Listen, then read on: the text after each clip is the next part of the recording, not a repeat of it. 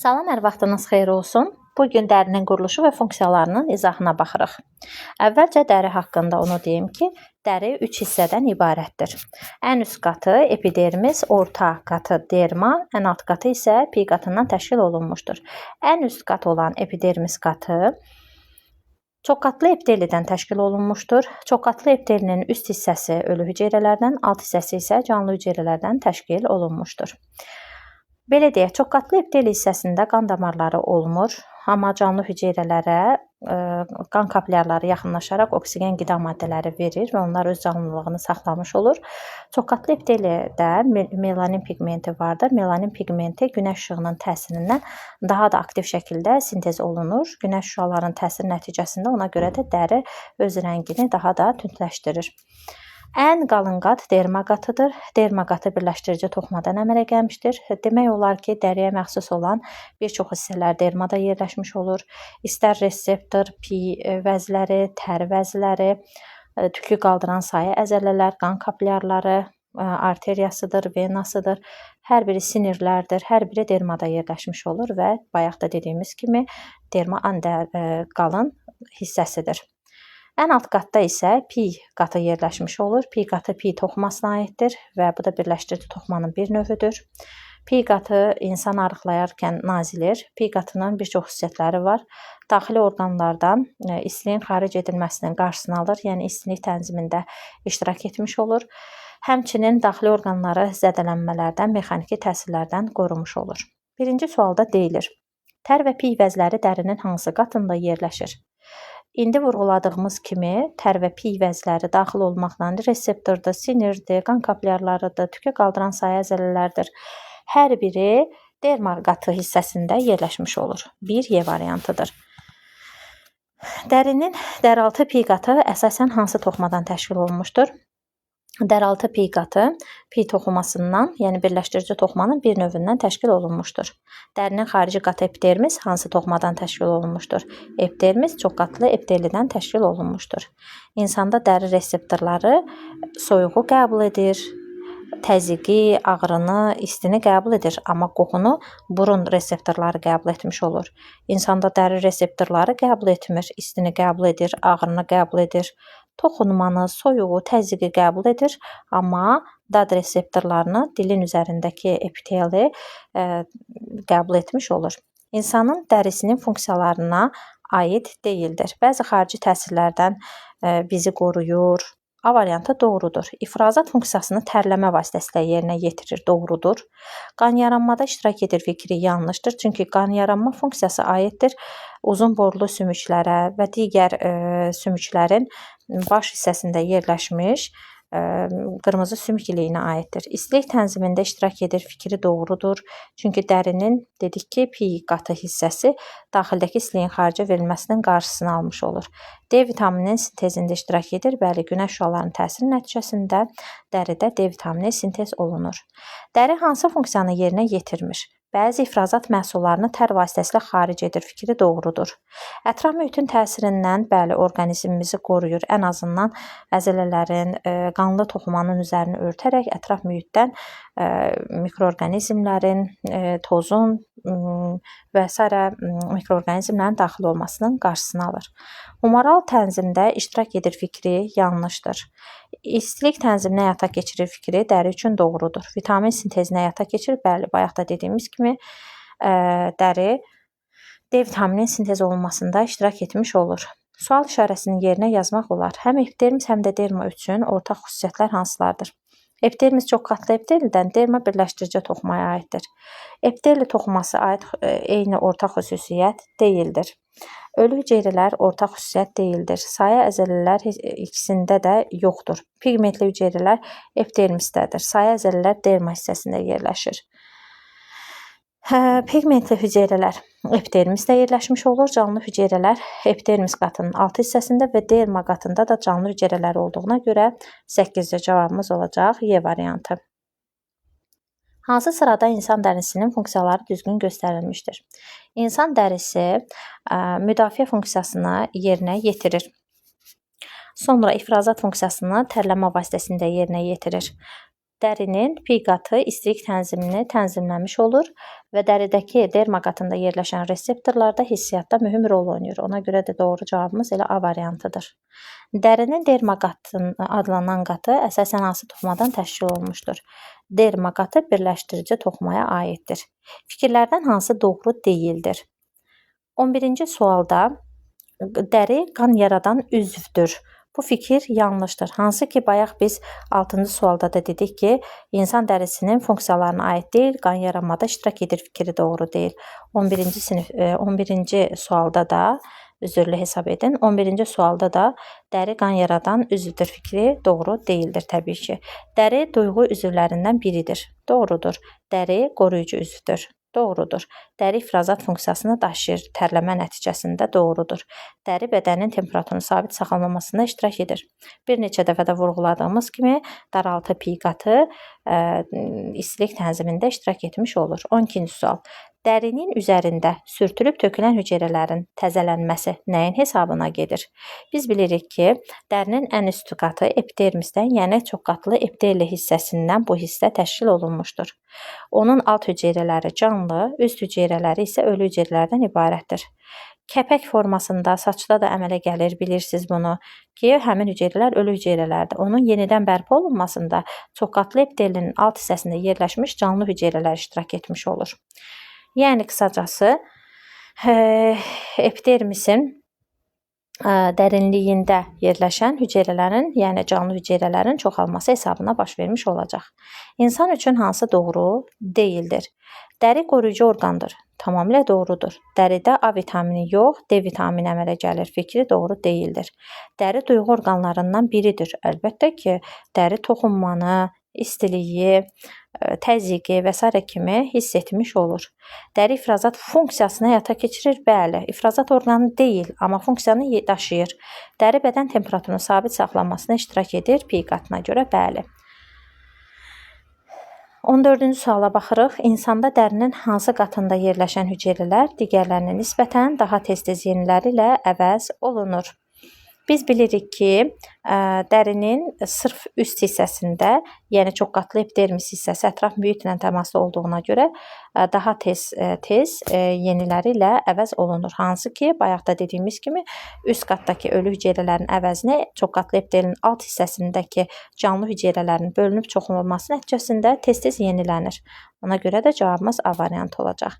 İnsan dərisində adətən hansı növ əzələ toxuması olur? İnsanın dərisi əvvəla, birincisi yenə yadımıza salırıq ki, insan dərisi, buranı təmizləyək, insan dərisi neçə hissədən ibarət oldu? 3 hissədən.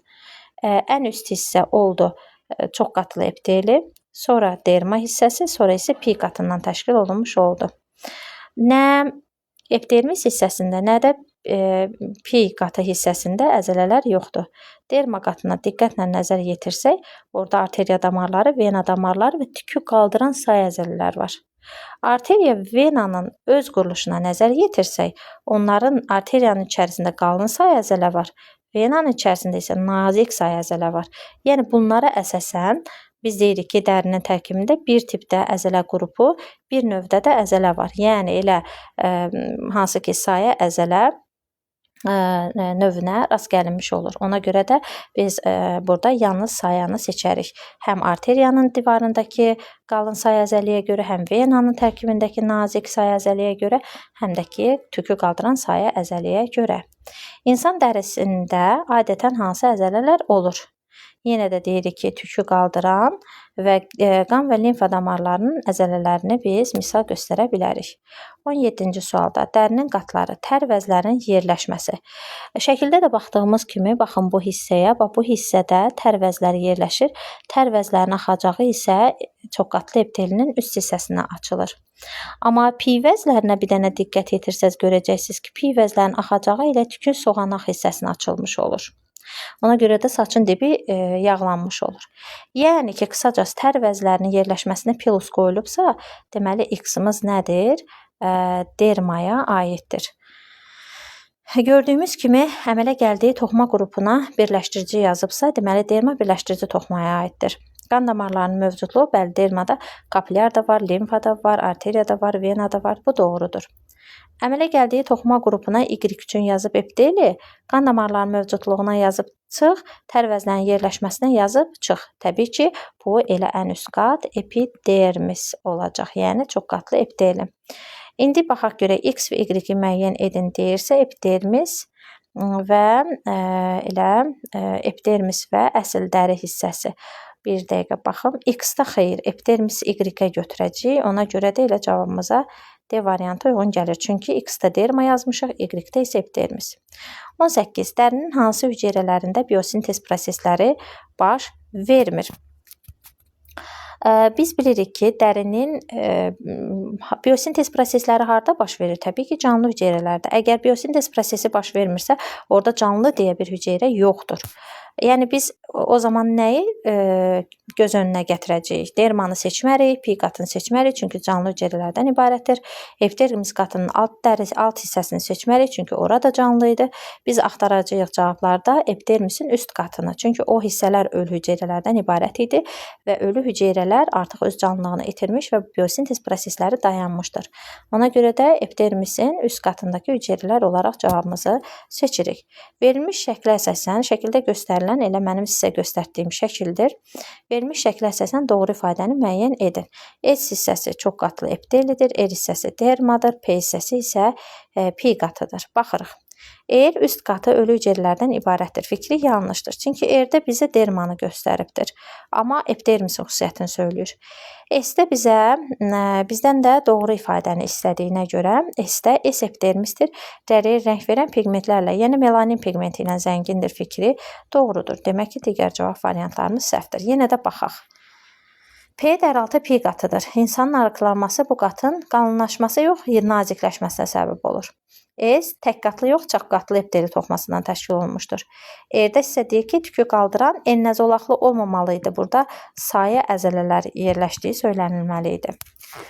20-ci suala diqqət yetiririk və Eyler-Venn diaqramına əsasən doğru bəndləri müəyyən edin. Tərvəzlər, pi vəzləri dərinin derma qatında yerləşir. Həm tər, həm də pi vəzləri derma qatında yerləşir. Uşaqlar, qətiyyən pi vəzlərin pi qatında olduğunu söyləməyin. Pi vəzləri derma qatında yerləşmiş olur. İkinci sual. Bəzi ifrazat məhsullarını xaric edir. Bəzi ifrazat məhsullarını xaric edir deyirsə, biz tərvəzlərini götürəcəyik. Axacaqları tüklərin soğanaqlarına açılır. Diqqət yetirsəz, bayaq söylədim ki, tüklərin soğanaqlarına açılanlar pi vəzləri idi. Ona görə 3-ü pi vəzlərinə aid edirik. Xarici sekresiya vəzisidir. Həm pi, həm də tər. Xarici sekresiya vəzlərinə aiddir. Tükləri parıltılı və elastik edir. Pi vəzləri tükünün soğanaq hissəsini açılaraq ona həm elastiklik, həm də parlaqlıq qazandırmış olur. Ona görə də pi vəzlərinə aiddir. Axacaqları dərinin üst qatından xarici açılır.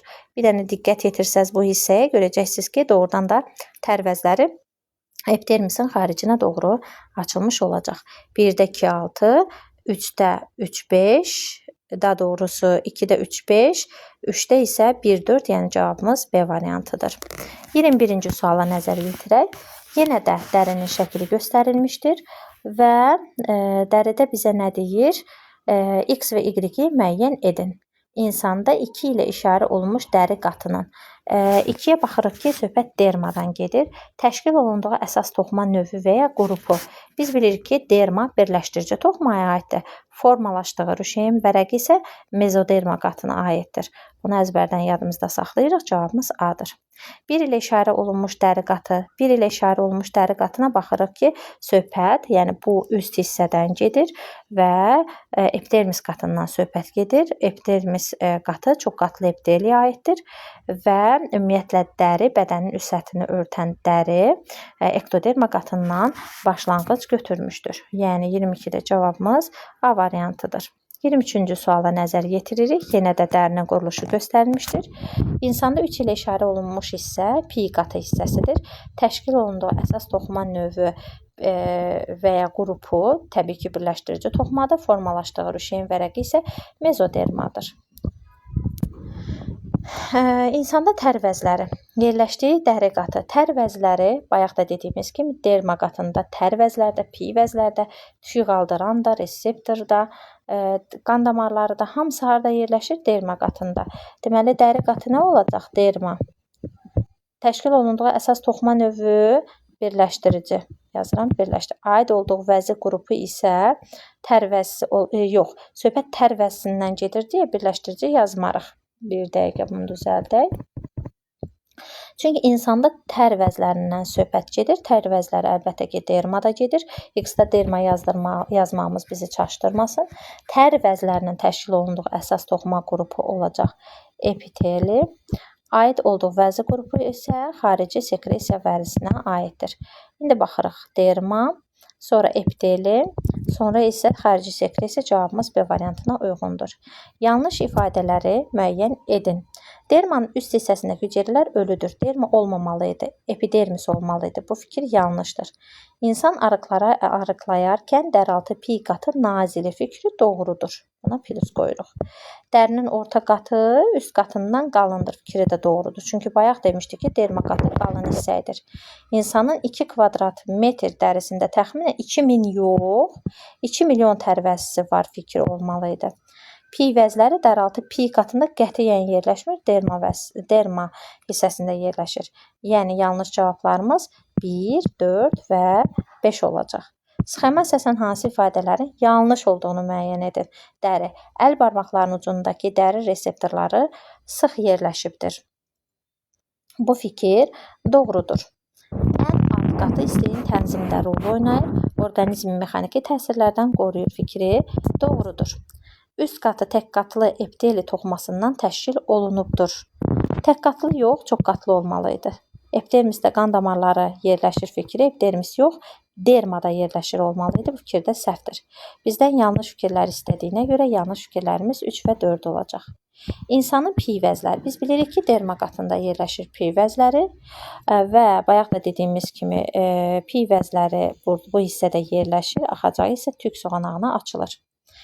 İnsanın pi vəzləri dərinin epidermis qatı yox, derma qatında yerləşir. Xarici sekresiya vəzlərinə aiddir fikri doğrudur. Tük soğanaqlarına açılan axacaqlara malikdir, doğrudur. Epidermisin səthinə açılan axacaqlara tər vəzləri aiddir, bu fikir doğru deyil. Dərinin melanin pigmentlə zəngin qatında yerləşir fikri doğru deyil. Hansı ki, bu deməli heç birinə aid deyil. Tükləri elastiki və parıltılı edir. Bəli, pi vəzlərinin axacaqları tükün soğanaq hissəsinə açıldığına görə onu həm elastiki, həm də ki parıltılı etmiş olacaq. Bu fikir də doğrudur. Cavabımız olacaq 2, 3 və 6.